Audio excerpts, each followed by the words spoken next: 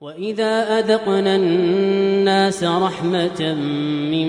بعد ضراء مستهم إذا لهم مكر في آياتنا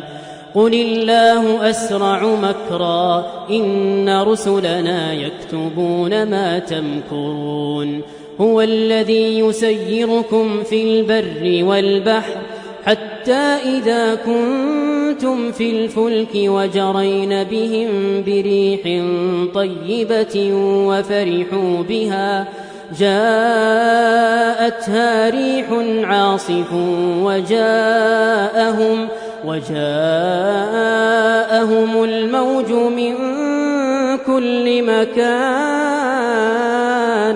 وظنوا أنهم أحيط بهم دعوا الله مخلصين له الدين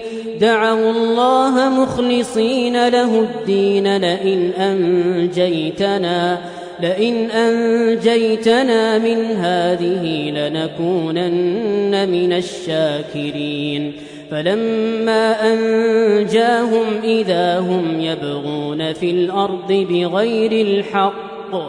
يا أيها الناس إنما بغيكم على أنفسكم متاع الحياة الدنيا ثم إلينا مرجعكم فننبئكم بما كنتم تعملون.